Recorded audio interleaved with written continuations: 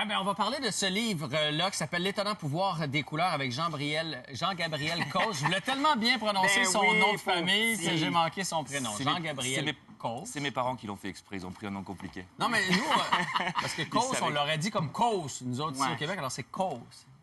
Et en fait, c'est Cosse. C'est Cosse. Je suis du sud de la France, on dit Cosse. Écoute, là-bas. au final, Jean-François, t'as tout raté. J'ai tout raté.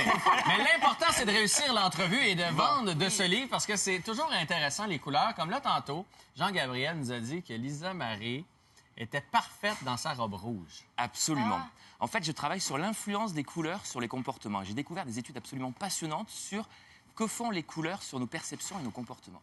Il faut que tu saches, Lisa Marie, qu'habillée en rouge, tu es 25% plus sexy. C'est-à-dire que... Plus attrayante. Plus attrayante. Non, il a dit sexy. Oui, oui. Tu aurais des pourboires plus généreux si tu travaillais dans un bar. Ah oui? On s'arrêterait plus facilement si tu faisais de l'autostop.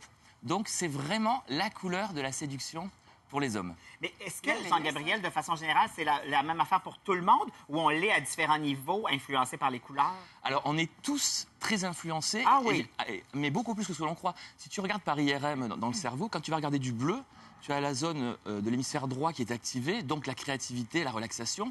Quand on parlait du rouge, là, tu as les zones de la sexualité, également de la peur, qui sont activées. Donc, chaque zone a ses actions. La seule zone qui est très peu activée, c'est celle de la conscience. C'est-à-dire que les effets des couleurs, on les devine à peine. OK, donc on s'en rend pas compte, en fait. Je te donne un exemple. On dit voir la vie en rose. Je ne sais pas trop pourquoi on dit ça. Des Anglais se sont amusés à repeindre des salles de classe de maternelle qui étaient beiges. Ils les ont peints en rose. Et ils ont comparé les dessins des enfants avant et depuis que les salles de classe sont roses. Et c'est hallucinant. Les dessins des enfants sont beaucoup plus positifs. Tu as des plus gros soleils, les sourires sont plus marqués, tu as moins de nuages. C'est-à-dire que voir la vie en rose, c'est une réalité. Le rose, dans ton cerveau, c'est la zone de la félicité, du bonheur, de l'espoir. Est-ce qu'à l'inverse, voir la vie en noir aussi? C'est la pire des couleurs. Quand on dit broyer du noir, c'est ça. Quand tu es dans du noir, tu es triste. Tu vois, et ici, vous avez une chance. Moi, j'adore. Je suis arrivé il y a 2 jours. Votre été indien, mais qu'est-ce que c'est beau, c'est le bonheur. Et tu regardes les gens autour de nous, les gens sourient. C'est vrai. Vous avez ces couleurs, vous font la du bien. luminosité, La luminosité et les couleurs. Ouais. Tu sais, une femme, quand tu lui offres des fleurs, elle apprécie le geste, mais tu lui offres de la couleur, elle apprécie la couleur. Ça fait du bien. La couleur, c'est quelque chose d'extraordinaire. Okay. Mais reste pas 2 semaines de plus, parce que tu vois qu'ici, l'été indien au Québec, à part vite, puis c'est du là, blanc. on va broyer du noir. C'est du blanc par la suite et tu vas broyer du noir. Apparemment, la meilleure couleur à mettre dans la chambre à coucher, ce serait le mauve. Oh mon Dieu! Mes 4 murs sont mauves. C'est vrai? Oui! Ça favorise le sexe. Donc, normalement, tu es en moyenne à 3,7 rapports par semaine. Oh ben, je suis dans cette moyenne-là. Ah ouais, mais... Célibataire, toi? Puis... Justement! Il sort dans les bars et il dit « Ma chambre est mauve. » Écoute, tout le monde se garoche. Non, la pire des couleurs, c'est malheureusement la couleur la plus fréquente en Occident depuis une quinzaine d'années, c'est le blanc. On est dans des chambres blanches. Le blanc, c'est quoi? C'est la couleur du paradis, c'est la couleur de la mort aussi en Asie. Bref, quand tu es dans du blanc, tu n'existes pas. Donc, c'est la pire des couleurs. Fait que si notre chambre à coucher est blanche... moi, je vous conseille en un mauve, en 2 rouges. Rouge, très bien aussi. Mais un mur, quand on dit une chambre en couleur... Ça dépend ce qu'on veut faire dans notre chambre, non? Ah, si tu veux dormir... Si tu veux relaxer et dormir dans ta chambre rouge. Mais pas du blanc, tu vois, mais du bleu, si tu veux dormir. Ouais. Le bleu, c'est vraiment la relaxation. Ou alors le vert, qui est une couleur de l'équilibre, c'est exactement au milieu entre l'infrarouge et l'ultraviolet. Donc, c'est vraiment ni chaud ni froid. C'est exactement au milieu, donc tu es vraiment équilibré. La zen attitude, c'est dans du vert, mais pas du blanc. Le blanc, ça fait rien.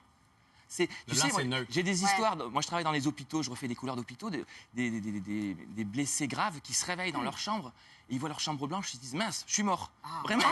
Et ouais, tu es dans du blanc, tu te réveilles, tu te dis qu'est-ce que c'est que ça? Donc non, le blanc, c'est une couleur à éviter. Donc, on aurait vraiment intérêt à porter attention davantage à notre environnement. Ouais, mais tu sais, regarde nos parents, nos grands-parents, ils avaient des chambres très colorées, il y avait des papiers peints super flashy partout. Et nous, notre génération, on a perdu, à cause de la mode peut-être, on est passé sur des intérieurs très épurés. Les voitures, c'est pareil. Regarde, aujourd'hui, tu as 3 voitures sur 4 qui sont noires, grises ou blanches. C'est vrai. 3 sur 4 dans le monde.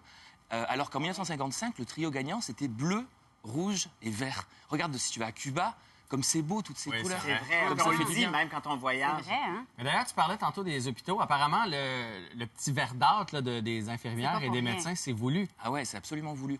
C'est en fait, si tu veux, dans les blocs opératoires, quand tu travailles sur du sang, donc tu as un sang rouge, et au milieu de ce champ rouge, en fait, ton œil en illusion d'optique crée la couleur complémentaire du rouge, c'est-à-dire le vert. Donc, tu es complètement perdu. Les chirurgiens n'ont plus aucun repère chromatique. Donc, le fait de s'habiller en vert, ça rééquilibre le champ visuel, et ce qui fait qu'ils ne vont pas oublier des outils à l'intérieur. Donc, le vert, ça a vraiment une fonction pour leur métier qui est importante. Est-ce que c'est vrai, les enseignes de restaurants, ou même, j'ai déjà entendu que les cabarets dans les restaurants, les fast-food, quand on veut se débarrasser du monde, on met des couleurs qui sont pas attirantes pour l'œil, ce qui fait en sorte qu'on mange, puis après ça, on a juste le goût de partir. Ou alors, on est hyper activant en couleur. Les deux couleurs les plus activantes sont le rouge et le jaune. Hey, McDonald's.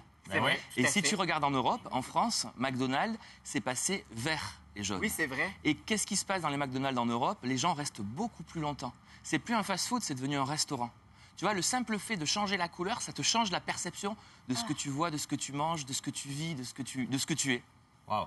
Inconsciemment, on est constamment en lien avec les couleurs. On est influencé. Du matin au soir, quand tu te lèves, et même plus que ça, même regarde dans un cinéma. Tu es dans le noir, eh bien, je peux te garantir que si tu vas dans un cinéma où les fauteuils sont rouges, tu seras beaucoup plus activé, beaucoup plus en communion avec ce qu'il y a sur scène que si le cinéma est bleu. Et ils sont souvent en rouge, les bancs dans les cinémas. Et si tu regardes avant nos ancêtres, les théâtres étaient toujours rouges, les cinémas étaient toujours rouges, et maintenant on a perdu ça. On met du bleu, c'est une erreur. Dans du bleu, tu t'évades, tu t'endors. C'est vrai. Ah, là, c'est drôle parce qu'on va passer la journée à juste regarder ce qu'il y a autour de nous autres. Ouais. Ben, écoutez, on aurait pu passer plus de temps avec notre invité. Malheureusement, c'est tout le temps qu'on a. Alors, procurez-vous ce livre qui s'appelle L'étonnant pouvoir des couleurs de Jean-Gabriel Cosse. Bien dit. Bravo! Super, tu l'as fait, tu l'as eu. J'ai rien écouté d'entrevue, j'ai juste répété dans ma tête. Je répétais pour l'avoir. Merci beaucoup. Ben, merci à vous. Bon été des Indiens. Ravi d'être avec vous. Ici au Québec, et bonne chance avec l'hiver qui s'amène. Sonia Benezra est déjà arrivée. On parle de sa biographie dans les prochaines minutes. Elle ne regrette presque rien. Restez là.